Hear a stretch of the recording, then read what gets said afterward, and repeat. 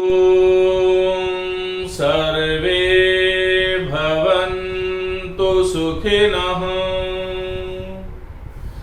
सर्वे सन्तु निरामयाः सर्वे भद्राणि पश्यन्तु मा कश्चित् दुःखभाग् भवेत्। ॐ शान्तिः शान्तिः शान्ति।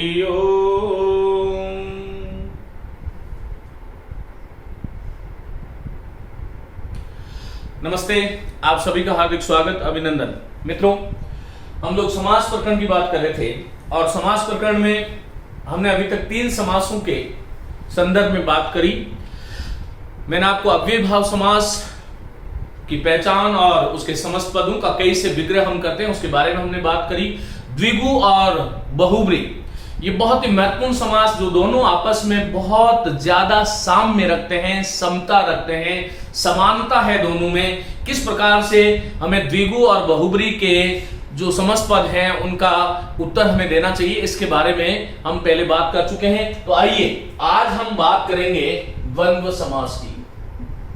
विद्यार्थियों, एक बात ध्यान रखें कि समास की जब परिभाषा की जाती है तब समास की परिभाषा में आप सब लोग जानते हो कि 2 या 2 से अधिक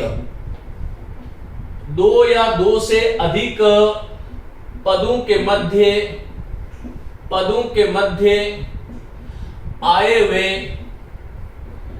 विभक्ति चिन्ह, जिनको हम कारक वाली विभक्ति कहते हैं, ऐसे विभक्ति चिन्ह, एक तो चिन्ह को हमें ऐसे लिखना चाहिए, ध्यान रखिएगा, चिन्ह एवं समुच्चयबोधक अव्ययों का लोप होता है। देखो, ये समास की एक सामान्य परिभाषा है। समास के संदर्भ में परिचय जब मैंने दिया था वो कक्षा बहुत महत्वपूर्ण थी, आप वहां से देख लें। ये आज मैंने वापस लिखी है, इसका कोई न कोई कारण है। हमें यह समझना चाहिए कि जब समास की परिभाषा हम करते हैं और हम जब ये कहते हैं कि 2 या 2 से अधिक पद, तो सवाल ये उठता है कि हिंदी की व्याकरण में जो कुल समासों की संख्या 6 है और पदों की प्रधानता और अप्रधानता के आधार पर समासों की संख्या 4 है। ये बहुत ही महत्वपूर्ण चीजें हैं, आपको याद करनी चाहिए, लिखनी भी चाहिए। उन 4 या 6 का जो विभाजन है, 6 कब होंगे, 4 कब होंगे, प्रश्न का उत्तर कैसे देना चाहिए, इसके बारे में हम लोग बात कर चुके हैं। जब मैं 6 समासों की बात करता हूं हिंदी में, जो मुख्यतया 6 समास है, तो वहां पर जो 5 समास है, कौन कौन से, देखिए, अव्ययी भाव। हिंदी की ये जो है, इस चीज को ध्यान रखना, अव्ययी भाव है, फिर तत्पुरुष है, और तत्पुरुष के बाद में कर्मधारय, जो तत्पुरुष का भेद है, और कर्मधारय का एक भेद द्विगु है, और स्वतंत्र समास के रूप में हम लोग बहुब्री समास को पढ़ते हैं। और ये ध्यान रखना है कि ये जो 5 समास है, इन 5 ही समासों में ये 2 पदों के मध्य आए हुए विभक्ति चिन्हों या फिर समुच्चय बोधकों या फिर मध्य में आए हुए जो पद हैं उसका लोप होता है। मेरा कहने का सीधा तात्पर्य यह है, यदि आपसे कोई यह पूछ ले कि 2 से अधिक पद कौन से समास में होते हैं, तो हिंदी में अव्ययी भाव, तत्पुरुष, कर्मधारय, द्विगु और बहुब्री, आमतौर पर ये जो 5 समास है, इनका जो समस्त पद होते हैं, इन समस्त पदों में 2 पद होता है। एक होता है जिसको हम पूर्व पद कहते हैं और एक को हम उत्तर पद कहते हैं। ये बहुत ही महत्वपूर्ण बात है।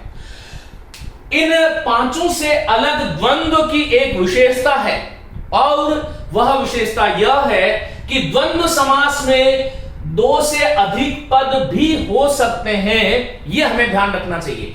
आज की ये कक्षा जो है बहुत ही महत्वपूर्ण है। कुछ इस प्रकार की चीजें मैं आपको बताने वाला हूं जो आज तक आपने समास के विषय में नहीं सुनी है। जो मैं बोल रहा हूं उस पर ध्यान रखिएगा। तो द्वंद्व समास जो है उसमें दो से अधिक पद होते हैं। बाकी आमतौर पर अव्ययभाव में दो ही पद होते हैं, जिसको पूर्व पद और उत्तर पद कहते हैं। तत्पुरुष, कर्मधारय, द्विगु और बहुब्री, इन पांचों ही समासों में समस्त पद में दो पद होते हैं और दो पदों के मध्य आए विभक्ति चिन्ह अथवा समुच्चय बोधक का हम लोप करते हैं। द्वंद्व समास हिंदी में दो से अधिक पदों के लिए जाना जाता है। देखिए, जैसे मैंने एक शब्द लिया, एक दिया कंद, एक है मूल और एक है फल, तो यहां पर एक पद ये है, एक पद ये है, एक पद ये है, तो कुल कितने पद हो गए? 3।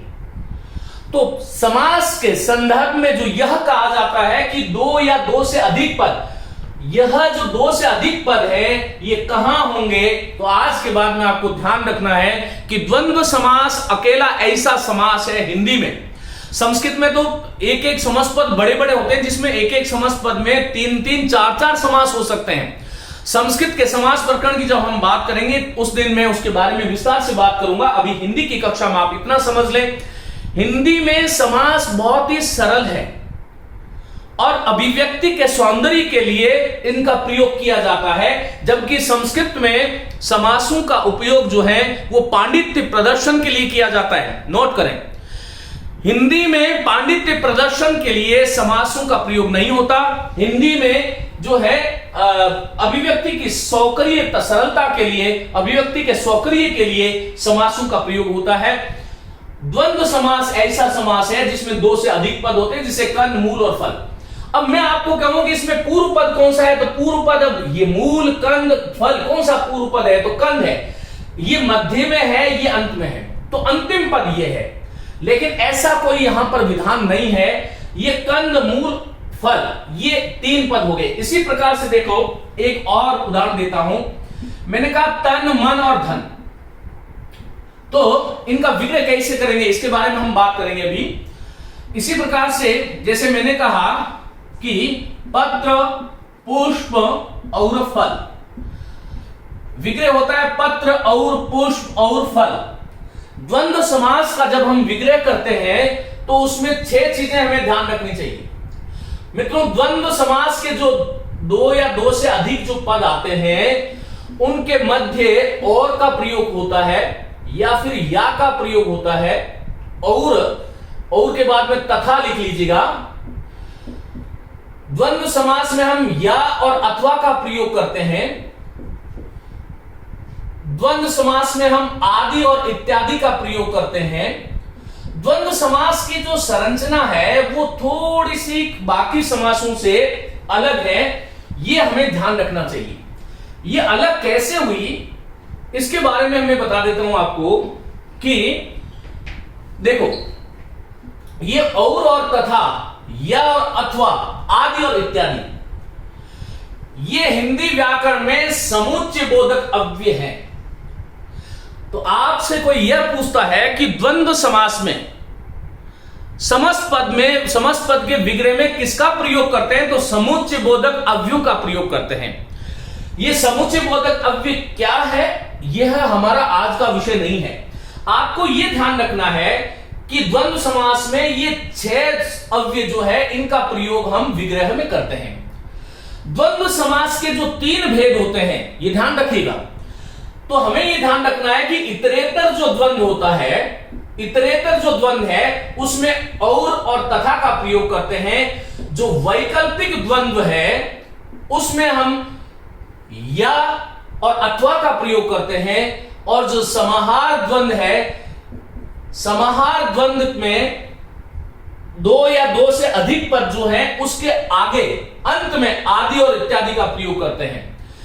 द्वंद्व समास एकमात्र ऐसा समास है जिसमें आदि और इत्यादि का प्रयोग समस्त पद के विग्रह के अंत में किया जाता है। बाकी जो है समस्त पद के मध्य में आता है, यह हमें ध्यान रखना चाहिए। अब ये 3 भेद है, लेकिन एक बार मैंने आपको समझाने के लिए बोला है।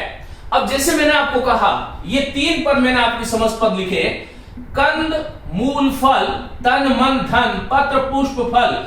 इसी प्रकार से एक समस्त पद है द्वंद्व समास का उदाहरण है मन, बुद्धि, चित्त, अहंकार।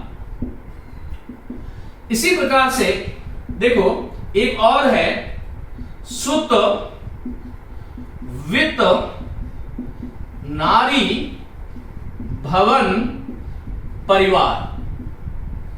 एक और है जन मन मंजू मुकुर मल हरणी। मित्रों, द्वंद्व समास, हिंदी के द्वंद्व समास में सबसे बड़ा समस्त माना जाता है जन मन मंजू मुकुर मल हरणी। तुलसीदास रामचरितमानस में ये दोनों जो है इन समस्त पदों का प्रयोग सुत वित्त नारी भवन परिवारा और जन मन मंजू मुकुर मल हरणी, ये जो है ये तुलसीदास के रामचरितमानस में है।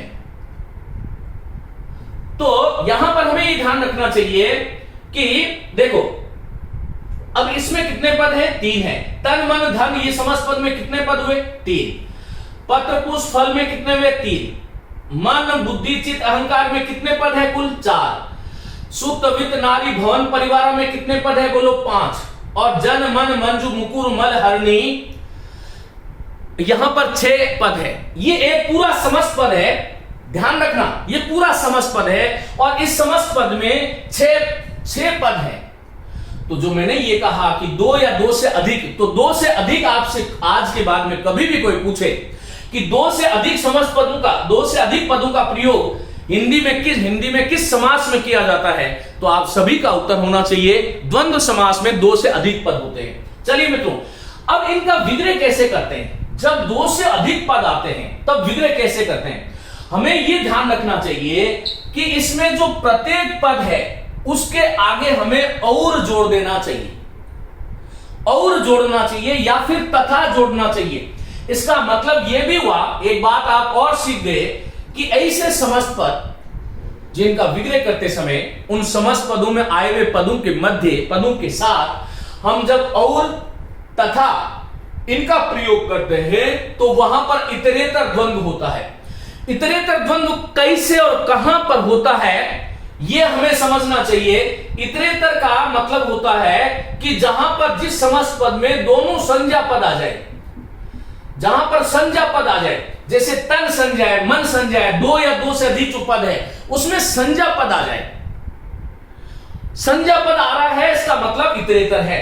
और जहां पर हिंदी में जितने भी विलोम शब्द है, मित्रों बहुत महत्वपूर्ण बात है, जो विपरीत भाव देते हैं, विलोम शब्द जितने भी हैं, और विलोम शब्द का जोड़ा कहीं पे आए आपसे पूछ रहा है लाभ हानि सुख दुख यश अपयश गुण दोष देश विदेश, जितने भी इस प्रकार से जो विलोम शब्द होते हैं, विलोम शब्द में द्वंद्व समास होता है। लेकिन द्वंद्व समास के 3 भेद मैंने आपको बताए।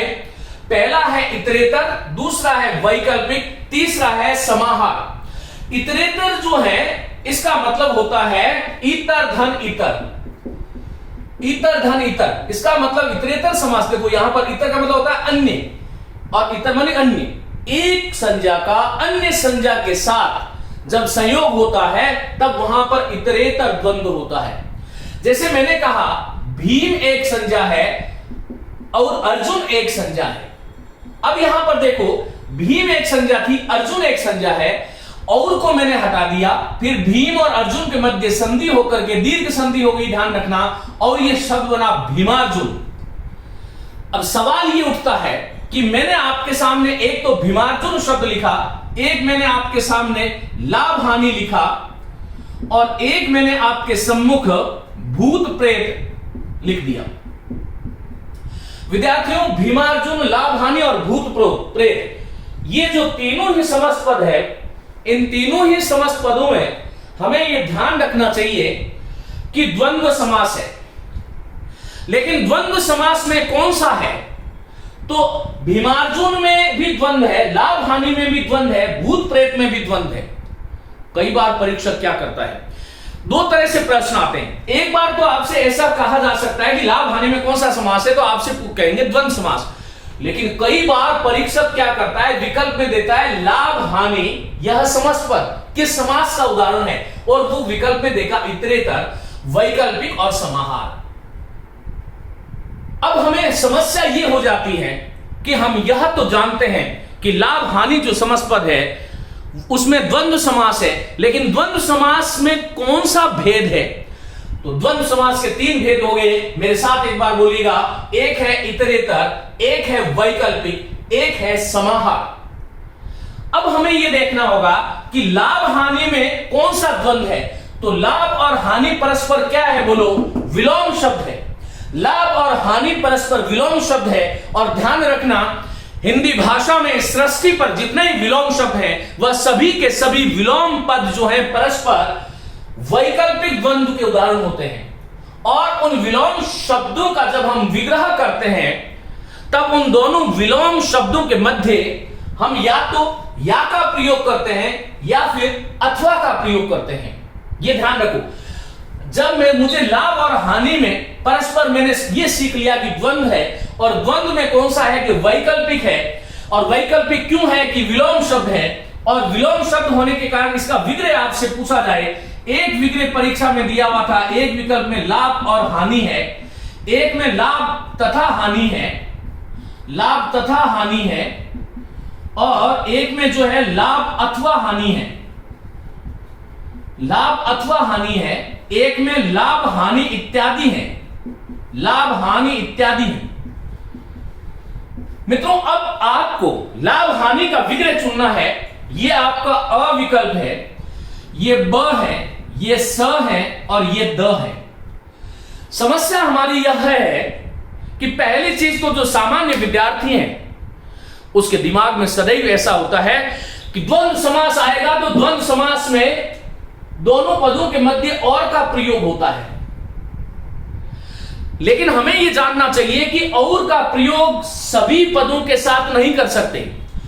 जब कोई इतरेतर द्वंद्व है तो वहां पर हम और तथा का प्रयोग करेंगे। यदि वैकल्पिक द्वंद्व का उदाहरण कोई है तो उन दोनों पदों के मध्य हम या और अथवा का प्रयोग करते हैं। और समाहार द्वंद्व है तो हम पद के अंत में आदि और इत्यादि का प्रयोग करते हैं।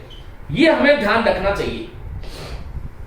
अब देखो, मैंने आपसे लाभ और हानि, इसी प्रकार से मैंने आपसे कहा, एक मैंने शब्द लिया शिव, एक लिया केशव। अब शिव और केशव में, शिव और केशव जो शब्द है उसमें कौन सा समास है? तो हमें यह ध्यान रखना चाहिए कि शिव एक संज्ञा है, केशव भी एक संज्ञा है। जिस प्रकार से भीम एक संज्ञा है, अर्जुन एक संज्ञा है, उसी प्रकार से शिव और केशव ये दोनों संज्ञा पद है। और जिस समस्त पद में 2 या 2 से अधिक संज्ञाओं का प्रयोग हो रहा है वहां पर द्वंद्व समास तो होता है, लेकिन द्वंद्व समास में कौन सा द्वंद्व होता है कि इतरेतर होता है। अब इसका विग्रह क्या होगा? मैं कह दूं शिव या केशव, तो यह गलत है, क्योंकि या का प्रयोग हम विलोम शब्दों के मध्य करते हैं। यह ध्यान रखिएगा। मैंने कहा शिव अथवा केशव, यह विग्रह ठीक नहीं है। तो हम कह सकते हैं कि शिव और केशव, शिव और केशव, तो इनके मध्य और का प्रयोग होगा। जिस समस्त पद में इतरेतर द्वंद्व है वहां पर उन दोनों समस्त पदों के मध्य आप और का प्रयोग कर सकते हो या फिर तथा का प्रयोग कर सकते हो। जहां पर विलोम शब्द वाले जो समस्त पद, जिसको मैं वैकल्पिक द्वंद्व कह रहा हूं, यहां पर या और अथवा, और समाहार वाले के अंत में आदि और इत्यादि। अब देखो, इसका भूत, लाभ और हानि ये परस्पर विलोम शब्द है, तो ये नहीं हो सकता, ये नहीं हो सकता, ये हो सकता है लाभ अथवा हानि, और लाभ हानि इत्यादि भी नहीं हो सकता। ये ध्यान रखो। तो आपका सही उत्तर क्या होगा? ये इधर शिव और केशव का जो है इसका सही उत्तर क्या होगा? शिव और केशव। अब देखो, भूत प्रेत की बात करता हूं। अब भूत और प्रेत इस प्रकार से हम कहते हैं, लेकिन ये व्याकरण में मानक दृष्टि से गलत हो जाएगा। अब भूत प्रेत का जो विग्रह है, पहली बात तो भूत प्रेत में कौन सा समास है कि द्वंद्व है। अब द्वंद्व का भेद पूछे तो कौन सा द्वंद्व है? समाहार। विद्यार्थियों, समाहार शब्द का अर्थ होता है कि कोई समस्त पद ऐसा हो जिसमें या तो परस्पर पर्यायवाची शब्द का प्रयोग हो जाए, यह ध्यान रखो, या तो पर्यायवाची शब्द का प्रयोग हो जाए, पर्यायवाची शब्द का प्रयोग हो जाए, या फिर जिसको हम एक सार्थक एक निरर्थक पद कहते हैं। सार्थक और निरर्थक पद कहते हैं, जिसको जो एक पद सार्थक दूसरा निरर्थक है। और यह दूसरा समझने का तरीका यह है कि भूत के साथ में जब हम प्रेत जोड़ते हैं तो इस संसार में जितने भी भूतों की प्रजातियां हैं, चाहे भूत है, चाहे राक्षस है, चाहे जिन है, छोटे छोटे जितने भी भूत और भूतनियां जो होती है, वो सभी इस भूत प्रेत पद में समाहित हो जाते हैं। इसका मतलब समाहित माने समूह है ये। तो भूत प्रेत का जब विग्रह करोगे, इसमें भूत प्रेत में आदि लगाओगे, इत्यादि लगाओगे, तो हमें विग्रह करना चाहिए भूत प्रेत इत्यादि, और यदि इत्यादि नहीं है तो भूत प्रेत आदि भी कर सकते हो। एक बात ये ध्यान रखिएगा, आदि और इत्यादि ये जो दो शब्द हैं, इसके विषय में हमें ऐसा जानना चाहिए, आदि का प्रयोग हमेशा सजीव चेतन पदार्थों के साथ में होता है, और इत्यादि का प्रयोग या तो छोटे जो सूक्ष्म कीड़े मकोड़े हैं, जैसे कीड़े मकोड़े इत्यादि आदि, इत्यादि आदि का प्रयोग सजीव के साथ में होगा। इत्यादि का प्रयोग या तो जो सूक्ष्म कीट भृंग इत्यादि हैं उनके साथ में होता है, या फिर अचेतन जितनी भी चीजें हैं उसके साथ इत्यादि का प्रयोग होता है।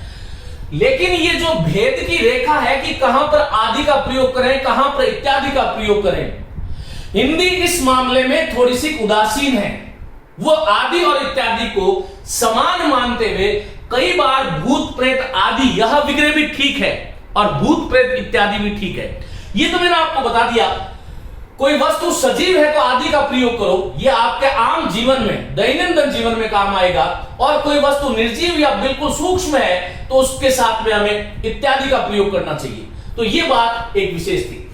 अब देखो, ये जो मैंने पद दिए, मैंने आपको ये बता दिया, इतरेतर में दो संज्ञा पद होते हैं, वैकल्पिक में विलोम शब्द होते हैं, समास शब्द में या तो पर्यायवाची शब्दों का प्रयोग होता है।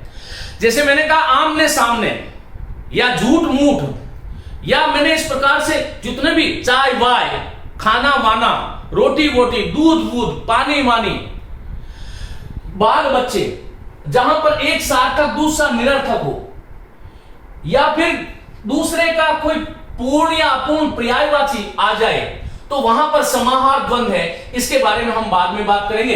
पहले मैं यहां पर आ जाता हूं, इसका एक बार स्क्रीनशॉट ले आप लोग। तो अभी हमने ये सीखा कि द्वंद्व समास जो है उसके तीन भेद होते हैं। इतरेतर जहां पर संज्ञाओं का मेल हो, वैकल्पिक द्वंद्व जहां पर विलोम शब्द का भाव हो, और समाहार द्वंद्व जहां पर समस्त पद का उत्तर पद पहले पद का पर्यायवाची हो, या फिर दूसरा समस्त पद जो है वह निरर्थक हो। जैसे चाय वाय में दूसरा वाय जो है वह निरर्थक है। विस्तार से बात बाद में करूंगा, पहले यहां आ जाते हैं। अब कई बार रीत में एक प्रश्न पूछा गया था, तन मन धन का विग्रह क्या होता है। तो तन मन का देखो दो विग्रह में समस्या होती है, तन मन और धन। ये विग्रह था क्या, ये विकल्प यदि मैं आपको दूं तो आपको चुनना है, क्या करोगे। एक विग्रह ये भी हो सकता है तन और मन और धन। एक विग्रह जो है यह हो सकता है तन और मन और धन, और एक विग्रह तन मन धन इत्यादि हो गया, तन मन धन इत्यादि हो गया।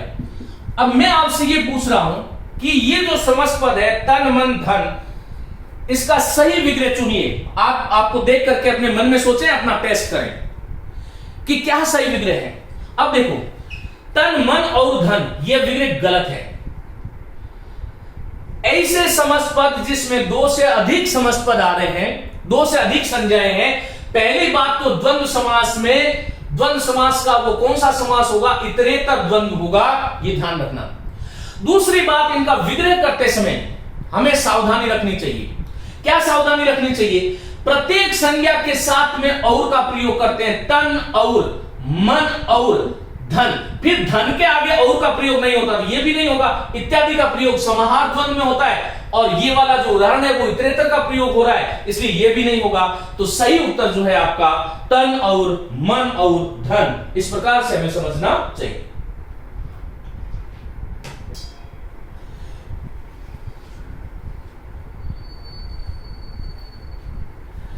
मित्रों ये एक बात थी। चलिए, इस तरह से हमें इस बात को जानना चाहिए। अब देखो दूसरी एक महत्वपूर्ण बात, जैसे मैंने कहा कि मन, बुद्धि, चित्त, अहंकार का विग्रह क्या करोगे, तो अब आपको समझ में आ गया होगा। मन और बुद्धि और चित्त और अहंकार, फिर आगे और मन नहीं लगाना है। सुत और वित्त और नारी और भवन और परिवार, जन और मन और मंजू और मुकुर और मल और हरणी। अभी तक हमने ये पढ़ा कि दो से अधिक समासों की जहां पर बात होती है तो हिंदी में दो से अधिक पद जो है वो द्वंद्व समास में होते हैं। द्वंद्व समास के तीन भेद होते हैं, इतरेतर, वैकल्पिक और समाहार। द्वंद्व समास में हम 6 प्रकार के अवयव का प्रयोग करते हैं विग्रह में, और, तथा, या, अथवा, आदि और इत्यादि। इतरेतर कहां पर, वैकल्पिक और समाहार कहां पर होता है, इसकी बारे में बात करी। या जहां पर दो से अधिक पद जो होते हैं उसकी बात करी। हमने ये बात करी कि जन, मन, मंजू, मुकुर, मल, हरणी, इसमें जो है कौन सा समास है, द्वंद्व समास है। और ये हिंदी के जो समास है उन समासों में प्रामाणिक रूप से सबसे बड़ा समस्त है। द्वंद्व समास में देखो आप, जैसे मैंने कहा, कितना भी बड़ा, जितने भी आप घर के सदस्य हैं उन सदस्यों के नाम के बीच में योजक चिन्ह जोड़ते हुए, दो से अधिक यदि है तो योजक चिन्ह जोड़ते हुए, जैसे मैंने कहा एक का नाम राम है, एक का नाम कृष्ण है, एक का नाम सोहन है, एक का नाम मोहन, कितने भी, जितने भी परिवार कुटुंब के सदस्य हैं उन सब का आप द्वंद्व समास बना सकते हो। जैसे मैंने कहा गंगा यमुना, तो पहली बात तो गंगा यमुना दो संज्ञाएं हैं तो इतरेतर होगा। अब यदि इस समस्त पद को मुझे और आगे बढ़ाना हो तो क्या करूंगा, गंगा और यमुना और सरस्वती और नर्मदा और कावेरी, और इस प्रकार से हमें ध्यान रखना है।